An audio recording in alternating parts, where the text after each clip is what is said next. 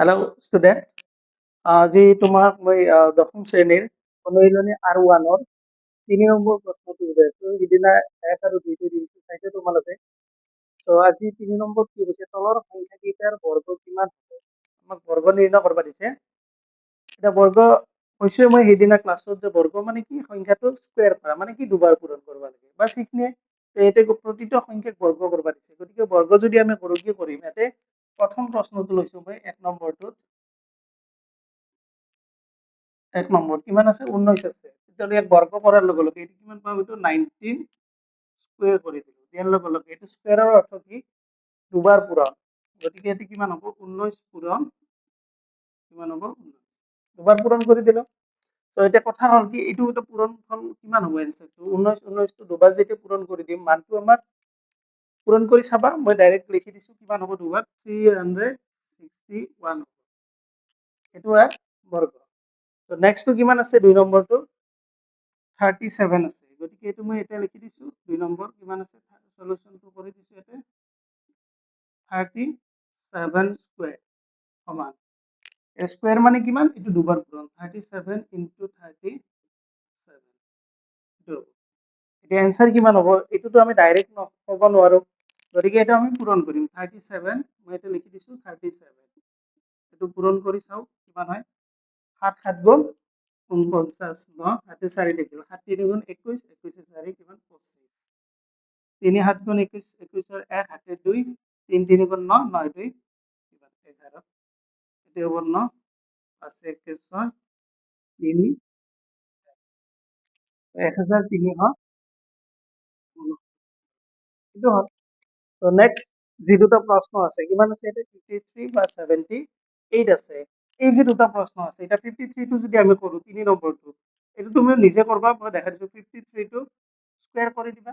দিয়াৰ লগে লগে ই দুবাৰ পূৰণ হ'ব, দুবাৰটো এনেকে পূৰণ কৰি চাবা, পূৰণ কৰাৰ লগে লগে কিবা এটা মান পাম। তো সেই এনসাৰটো লিখি দিবা এনেকে, এইটো দৰে। তাৰপিছত 78 টো সেম, 78 ক স্কুৱেৰ কৰি দিবা, এইটো দৰে স্কুৱেৰ কৰি দিয়াৰ লগে লগে দুবাৰ পূৰণ হ'ব, দুবাৰ পূৰণত এনেকে পূৰণটো পাতি ল'বা, পাতি লোৱাৰ পিছত এনসাৰটো যি হয় লিখবা। আৰু এনসাৰটো 2 তাৰিখ কিমান হয়, তুমি কৰি কেনে কমেন্ট কৰি মোক জনাবাচোন কিমান হয় এনসাৰ। এতিয়া আমি 3 নম্বৰ প্ৰশ্ন নহয়, 4 নম্বৰ প্ৰশ্নত যাম। এতিয়া তোমাক 3 নম্বৰটো 4 নম্বৰটো দিছো। 4 নম্বৰত কি আছে, মৌলিক উৎপাদক বিশ্লেষণ পদ্ধতিৰে বৰ্গমূল নিৰ্ণয় কৰা। এতিয়া মৌলিক উৎপাদক বিশ্লেষণ বুলি ক'লে ইয়াতে 4টা দিছে প্ৰশ্ন আমাক। মানে কি, বৰ্গমূলটো নিৰ্ণয় কৰোতে আমি মৌলিক উৎপাদক বিশ্লেষণটো কেনেকে কৰিম। 1 নম্বৰটো লৈছো ইয়াতে। 1 নম্বৰৰ সলিউশনটো চাবা কিমান আছে, 1764 এইটো। এটা মৌলিক উৎপাদক বিশ্লেষণ কৈছে, গতিকে ইয়াৰ আমাৰ মৌলিক উৎপাদক কি কি আছে এইটো চাব লাগে। ছুটি হৰণ পদ্ধতি আছে, এইটো নিশ্চয় তুমি ক্লাছ 9ত পালা। 1764 ইয়াৰ ছুটি হৰণত দি দিলো। ছুটি হৰণ বুলি কোৱাৰ লগে লগে ইয়াতে আমাৰ কি হয়, ছুটি হৰণ আমি কেনেকে কৰো, ইয়াতে মৌলিক উৎপাদকৰে ষ্টাৰ্ট কৰিব লাগে। তো মৌলিক উৎপাদক কোনবিলাক, 2 3 5 7 11 13 এইবিলাক মৌলিক, যাৰ উৎপাদক মাত্ৰ দুটা, এইটোৰে কি সংখ্যা, মৌলিক সংখ্যা। গতিকে এটা আমি প্ৰথম ষ্টাৰ্ট কৰোতে 2টো চাব লাগে। এতিয়া 2ৰে এইটো বিভাজ্য হয় নে নহয়, তাৰ নিয়ম আছে এটা। যদি সংখ্যাটোৰ এককৰ স্থানত যুগ্ম সংখ্যা থাকে, যেনে 2 4 6 8 বা 0, এইকেইটা যদি যুগ্ম সংখ্যা একক স্থানত আছে, তেতিয়াহ'লে নিশ্চয়ই 2ৰে বিভাজ্য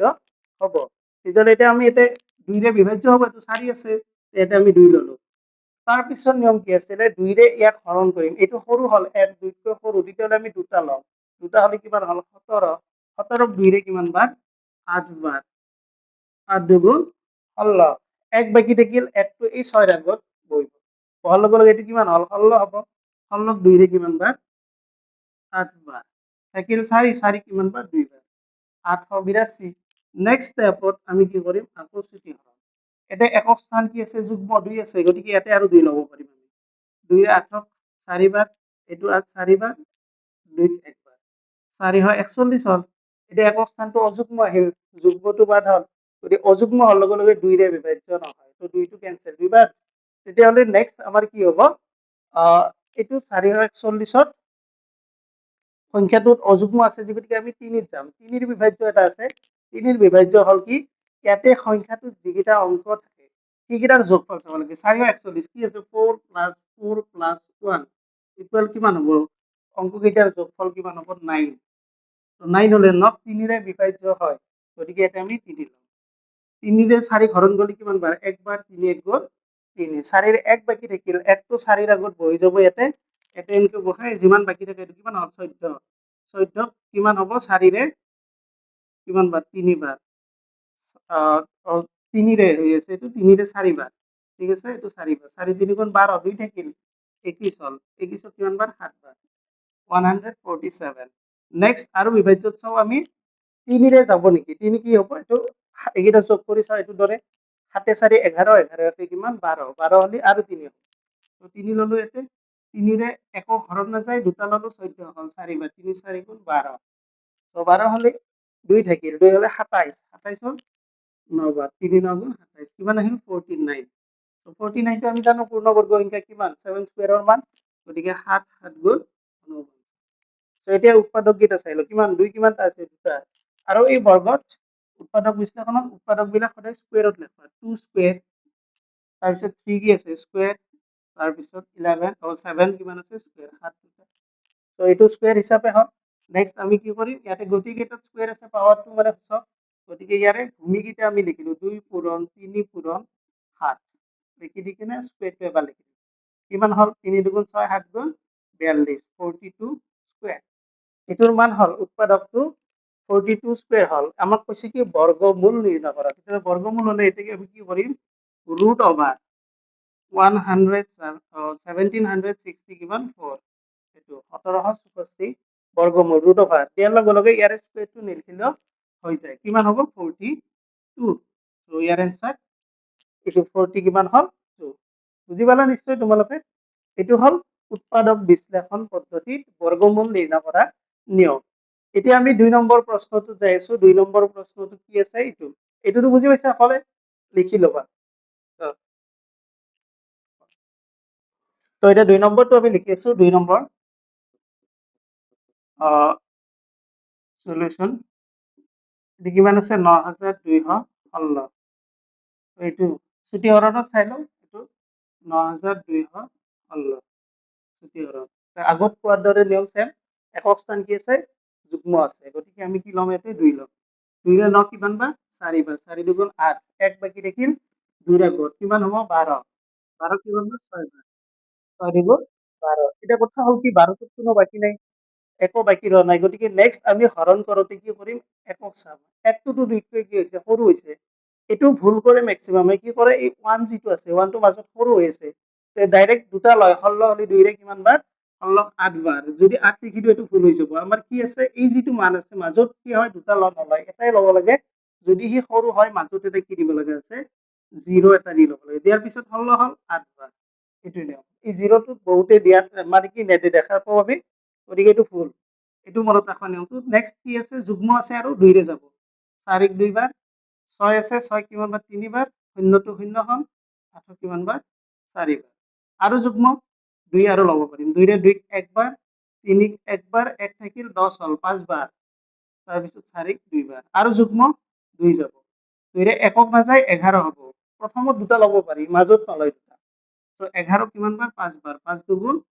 10 1 থাকিল 15 হল 15 2 ৰে 7 বাৰ 7 দুগুণ 14 1 থাকিল 12 12 হলে 6 বাৰ তাৰ পিছত আৰু যুগ্ম আছে যুগ্ম হলে আৰু 2 দিয়ে 2 দিয়ে কিমান 2 বাৰ 2 দুগুণ 4 1 থাকিল 17 হল 17 8 বাৰ এটো কিমান হ'ব 1 17 8 বাৰ নেক্সট আৰু 2 ৰে দিয়া 2 ৰে কিমান বাৰ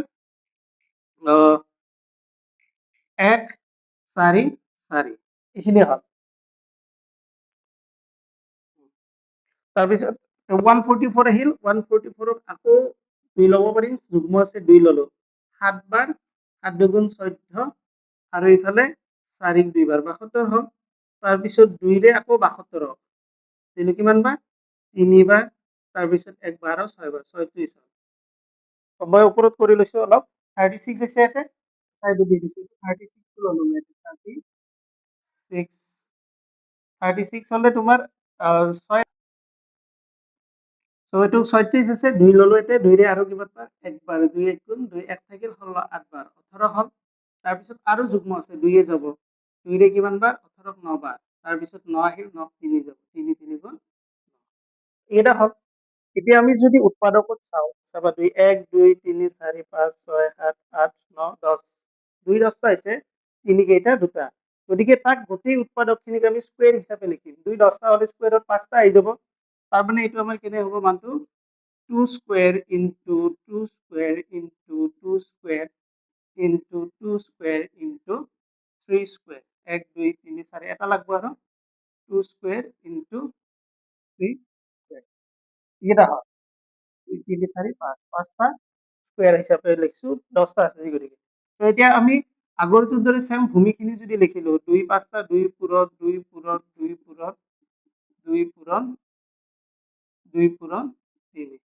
হোল দি কেনে স্কুৱেৰ দি দিলো এইটো হ'ল এইকেইটা পূৰণ 2 দুগুণ 4 4 দুগুণ 8 8 দুগুণ 16 16 দুগুণ 32 32 লগত 3 গুণ কৰা 32 3 গুণ কিমান 96 96 স্কুৱেৰ এইটো হ'ল 96 স্কুৱেৰ এতিয়া ইয়াৰ বৰ্গমূল যদি আমি লিখো therefore root over 9260 equal square আছে ইয়াতে ৰুট দিয়াৰ লগে লগে স্কুৱেৰটো নিলিখিলো প্ৰয়োজন নাই লিখা 96 তাৰ মানে 9216 ৰ বৰ্গমূল কিমান 96 বুজি পালা এটা 3 নম্বৰটো চাবা 3 নম্বৰটো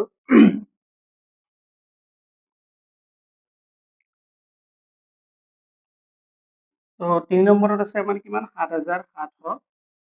44 এইটো গতিকে ইয়াৰে এইটো সেম ছুটি হৰণ কৰি চাব লাগিব আমি ছুটি হৰণটো কৰবাই লাগিব গতিকে এইটো মই লৈছো 7744 44 তো একক স্থান সেম কি আছে যুগ্ম আছে গতিকে 2 ৰে স্টাৰ্ট কৰিম আমি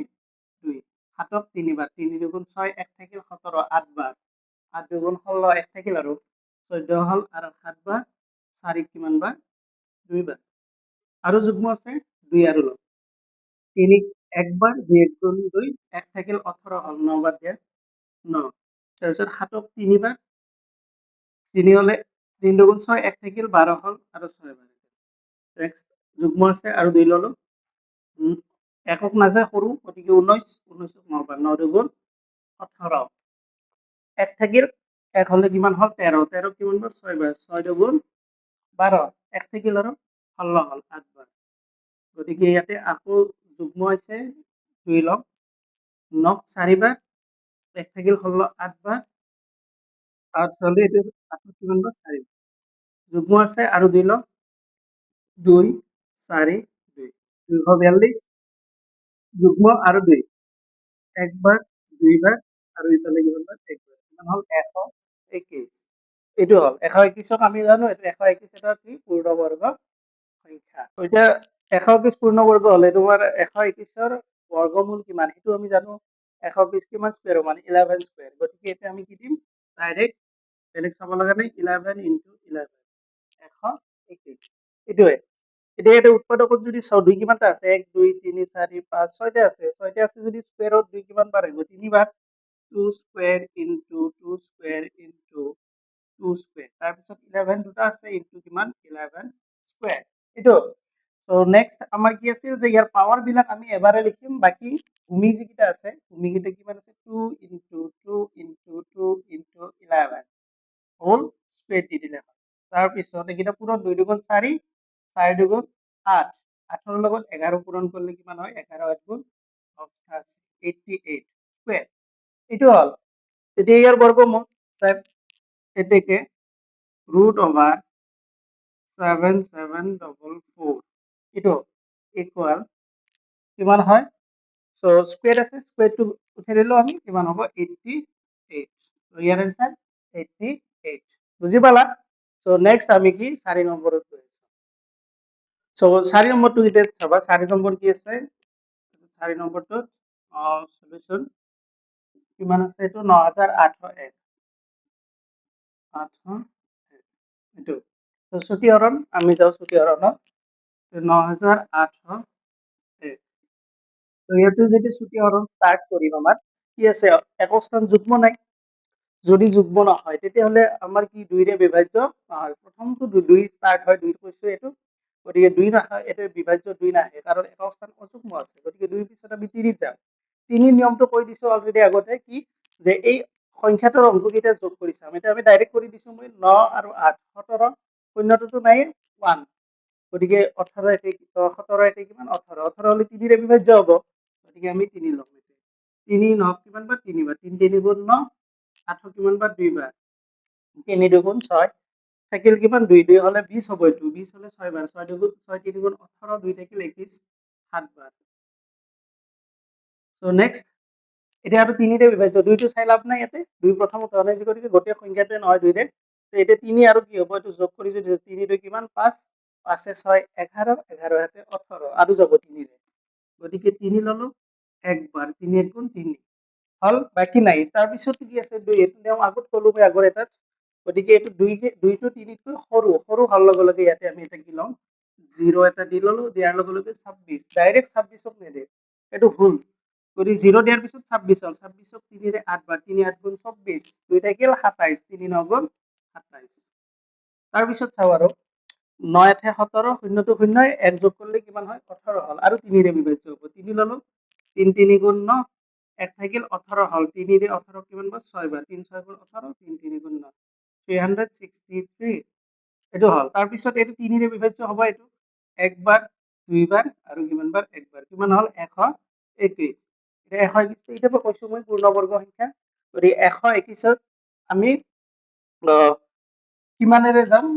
পাম মানে এতিয়া কৈছো 121 কি পূৰ্ণবৰ্গ গতিকে 11 হ'ব 11 11 গুণ 121 11 11 গুণ 121 তো এতিয়া উৎপাদকত কি পাইছো 3 4টা গতিকে এটা আমি কি লিখিম 3 square into 3 square into 11 square এইখিনি হ'ল তো এতিয়া সেম পাৱাৰ কেইটা আমি কেৱল একবাৰ লিখি ললে হ'ব 3 ইনটু 3 ইনটু 11 লিখি কেনে হোল দি কেনে স্কয়াৰ দি দিম তো কিমান হ'ব 3 3 গুণ 9 9 লগত 11 কিমান হ'ব 11 লগত 99 99 স্কয়াৰ সো এতিয়া 99 স্কয়াৰ হ'ল